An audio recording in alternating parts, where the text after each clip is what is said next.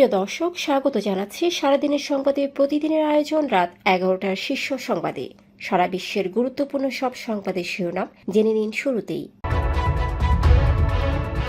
1 November থেকে খুলে দেওয়া হচ্ছে সেন্ট মার্টিন।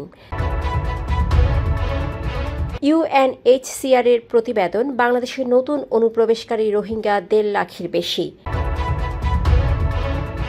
দেশের সব থানায় চালু হচ্ছে অনলাইন জিডি। সরকারের দায়িত্ব নেওয়ার পর ডক্টর ইউনূস আপাতমস্তক ব্যর্থ, বললেন এম.এ আজিজ। জেএমজির বিক্ষোভে উত্তাল ভারত, চ্যালেঞ্জের মুখে মোদি সরকার। এস আলমের বিরুদ্ধে ইন্টারপোলের রেড নোটিশ জারির নির্দেশ। আওয়ামী লীগ পুনর্বাসনে জামায়াতের ইন্ধন দেখা যাচ্ছে, মন্তব্য রিজভীর। অন্যদিকে সার্জিস বললেন, আওয়ামী লীগ আর কোনো নির্বাচনে অংশ নিতে পারবে না। ফিলিস্তিন রাষ্ট্রে বাধার অধিকার নেই ইসরায়েলের, বললেন ইতালির প্রধানমন্ত্রী। নাসা গ্রুপের 16 কারখানা স্থায়ীভাবে বন্ধ, হাজারো শ্রমিক বিপাকে। প্রেসিডেন্টের ঘোষণা, কখনোই পারমাণবিক বোমা বানাবে না ইরান। শুনছিলেন সংবাদ শিরোনাম, এবারে বিস্তারিত। ফ্যাশন ব্র্যান্ড মানে আর্ট। আগামী 1 নভেম্বর থেকে বাংলাদেশের একমাত্র প্রবাল দ্বীপ সেন্ট মার্টিনে পর্যটন মৌসুম শুরু হচ্ছে। প্রতিদিন সর্বোচ্চ 2000 পর্যটক যেতে পারবেন। বেসামরিক বিমান পরিবহন ও পর্যটন উপদেষ্টা শেখ বশির উদ্দিন বৃহস্পতিবার সচিবালয়ে বিশ্ব পর্যটন দিবসের সংবাদ সম্মেলনে এ ঘোষণা দেন। তিনি জানান, 1 নভেম্বর থেকে ফেব্রুয়ারি পর্যন্ত সেন্ট মার্টিন খোলা থাকবে এবং নভেম্বর-ডিসেম্বর মাসে কেবল দিনের বেলা ভ্রমণ করা যাবে। মিয়ানমারের রাখাইন রাজ্যে সেনাবাহিনী ও আরাকান আর্মির সংঘাতে 2023 সালের শেষ দিক থেকে এ পর্যন্ত 1.5 লাখের বেশি রোহিঙ্গা বাংলাদেশে আশ্রয় নিয়েছে। 23 সেপ্টেম্বর জাতিসংঘের শরণার্থী সংস্থা ইউএনএইচসিআর প্রকাশিত এক প্রতিবেদনে জানানো হয়, তারা কক্সবাজারের উখিয়া ও টেকনাফ শিবিরে আশ্রিত হয়েছে। এতে 2017 সালের সেনা অভিযানে বাস্তুচ্যুত 10 লাখের বেশি রোহিঙ্গার সঙ্গে নতুন অনুপ্রবেশকারীর সংখ্যা যুক্ত হলো। প্রতিবেদনে বলা হয়, রাখাইনের অস্থির পরিস্থিতিতে রোহিঙ্গাদের ভবিষ্যৎ অনিশ্চিত হয়ে পড়েছে। তাই স্থানীয় রোহিঙ্গাদের কণ্ঠস্বর ও আশা আকাঙ্ক্ষা আন্তর্জাতিক অঙ্গনে পৌঁছে দেওয়াই এর মূল লক্ষ্য। বাংলাদেশ রেলওয়ে পুলিশের 6 জেলার 24টি থানায় বৃহস্পতিবার থেকে অনলাইন জিডি সেবা চালু হচ্ছে।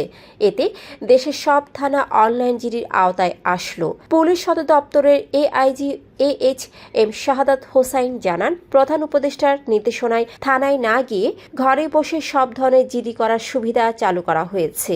সেবাটি পেতে গুগল প্লে স্টোর থেকে অনলাইন জিডি অ্যাপ ডাউনলোড করে রেজিস্ট্রেশন করতে হবে।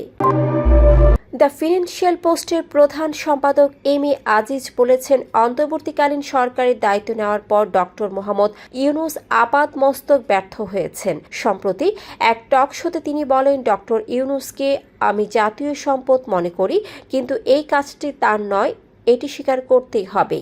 তিনি অভিযোগ করেন, ডক্টর ইউনূসের পৃষ্ঠপোষকতায় গঠিত ছাত্র সংগঠন এখন মানব পাচার সহ বিভিন্ন বিতর্কিত কর্মকাণ্ডে জড়িত। জামালপুরে এমন ঘটনা ধরা পড়েছে। এছাড়া রাষ্ট্র সংস্কারে বিভিন্ন কমিশন থাকলেও শিক্ষা সংস্কারে কোনো কমিশন না করায় তিনি সরকারের সমালোচনা করেন। ভারতের লাদাখে রাজ্যের মর্যাদা ও অধিক স্বায়ত্তশাসনের দাবিতে আন্দোলন তীব্র আকার ধারণ করেছে। কাতার ভিত্তিক আল জাজিরা জানিয়েছে, এ আন্দোলনে নেতৃত্ব দিচ্ছে জেনজি প্রজন্মের তরুণরা। সহিংস হয়ে ওঠায় লেহ শহরে কারফিউ জারি করেছে ভারতীয় নিরাপত্তা বাহিনী। 2019 সালে বিজেপি সরকার লাদাখকে জম্মু ও কাশ্মীর থেকে আলাদা করে কেন্দ্রশাসিত অঞ্চল ঘোষণা করলে বৌদ্ধ প্রধান লেহ ও মুসলিম প্রধান কার্গিলের বাসিন্দারা আন্দোলন শুরু করেন। তাদের অভিযোগ, বিশেষ মর্যাদা হারিয়ে জমি, সংস্কৃতি ও সম্পদের উপর নিয়ন্ত্রণ কমেছে, বাইরের অর্থনৈতিক প্রভাব বেড়েছে। গতকাল সহিংসতায় 4 জন নিহত ও অনেকে আহত হন। বিক্ষোভকারীরা বিজেপির স্থানীয় কার্যালয়ে আগুন ধরিয়ে দেয় এবং পুলিশের একটি গাড়ি পুড়িয়ে ফেলে। আলোচিত এসালম গ্রুপের চেয়ারম্যান মোহাম্মদ সাইফুল আলম ও তার দুই ভাই ভাইস চেয়ারম্যান আব্দুস সামাদ এবং পরিচালক মোহাম্মদ আবদুল্লাহ হাসানের বিরুদ্ধে ইন্টারপোল রেড নোটিশ জারির নির্দেশ দিয়েছেন আদালত। বৃহস্পতিবার দুদকের আবেদনের ভিত্তিতে ঢাকা মহানগর জ্যেষ্ঠ বিশেষ জজ সাব্বির ফয়েজ এই নির্দেশ দেন। আবেদন করেন দুদকের উপপরিচালক তাহসিন মোনাবিল হক। বিষয়টি নিশ্চিত করেছেন দুদকের জনসংযোগ কর্মকর্তা আক্তারুল ইসলাম। বিএনপি সিনিয়র যুগ্ম মহাসচিব রুহুল কবির রিজভী বলেছেন, ফ্যাসিস্ট আওয়ামী লীগ পুনর্বাসিত হলে ফের স্বৈরাচারের যাতা করে দেশ পিষ্ট হবে এবং ভয়াবহ পরিণতি ডেকে আনবে। তিনি অভিযোগ করেন, এই পুনর্বাসনে জামায়াতে ইসলামের ইন্ধন রয়েছে। বৃহস্পতিবার নয়াপল্টনে বিএনপি কার্যালয়ে ব্রিফিংয়ে রিজভী আরও বলেন, আওয়ামী লীগের পুনর্বাসন আগ্রহ ও ভারতের সঙ্গে বন্ধুত্ব চাওয়া নিয়ে জামায়াতের ভিন্ন উদ্দেশ্য থাকতে পারে এবং শেখ হাসিনার নির্দেশে হওয়া গণহত্যায় ভারতের মদত ছিল।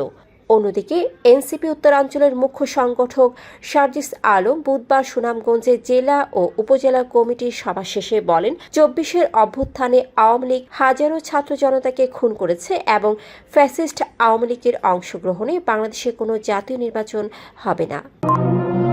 ইতালির প্রধানমন্ত্রী জর্জিয়া মেলোনি জাতিসংঘ সাধারণ পরিষদে বলেন, ফিলিস্তিনি রাষ্ট্র প্রতিষ্ঠা ঠেকানোর কিংবা পশ্চিম তীরে নতুন বসতি করার অধিকার ইসরায়েলের নেই। তিনি জানান, এই কারণে ইতালি ২ রাষ্ট্র সমাধান বিষয়ে নিউ ইয়র্ক ঘোষণা স্বাক্ষর করেছে। ফিলিস্তিন প্রশ্নে এটি ইতালির ঐতিহাসিক অবস্থান, যা কখনো বদলায়নি। আশুলিয়ায় নাসার গ্রুপের ১৬টি কারখানা বৃহস্পতিবার থেকে স্থায়ীভাবে বন্ধ ঘোষণা করেছে কর্তৃপক্ষ। এর আগে দফায় দফায় কারখানাগুলো অস্থায়ীভাবে বন্ধ ছিল। বকেয়া বেতন ও কারখানা চালুর দাবিতে বুধবার শ্রমিকরা সড়কে বিক্ষোভ করলে পুলিশ কাঁদানে গ্যাস ও জলকামান ছুড়ে তাদের ছত্রভঙ্গ করে। এ সময় শ্রমিকদের ইট পাটকেল নিক্ষেপে ৪ পুলিশ সহ কমপক্ষে ১৫ জন আহত হন। শিল্প পুলিশ ১-এর এসপি মমিনুল ইসলাম ভূঁইয়া জানান, শ্রমিকরা সড়ক অবরোধ করে যান চলাচল বন্ধ করে দিলে জনদুর্ভোগ সৃষ্টি হয়। পরে পরিস্থিতি নিয়ন্ত্রণে জলকামান ও লাঠিপেটা ব্যবহার করা হয়। জাতিসংঘ সাধারণ অধিবেশনে ইরানের প্রেসিডেন্ট মাসুদ পেজেশকিয়ান ঘোষণা দিয়েছেন, তেহরান কখনোই পারমাণবিক বোমা বানাবে না। আল জাজিরার প্রতিবেদনে বলা হয়, জাতিসংঘে নিষেধাজ্ঞা পুনরায় কার্যকর হওয়ার সময়সীমা ২৭ সেপ্টেম্বর শেষ হওয়ার কয়েকদিন আগে এই ঘোষণা আসে।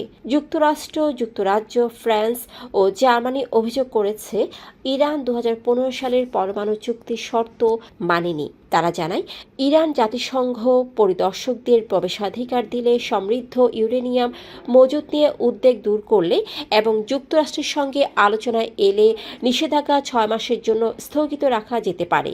দর্শক, এতক্ষণ আমাদের সাথে থাকার জন্য ধন্যবাদ। প্রতি মুহূর্তে দেশ বিদেশের গুরুত্বপূর্ণ সব সংবাদ জানতে ভিজিট করুন www.সারাদিনেরসংবাদ.com ও চোখ রাখুন সারাদিনের সংবাদের অফিসিয়াল ফেসবুক পেজে। Fashion brand Mani Art. Men's, ladies and kids wear. Art. Be smart.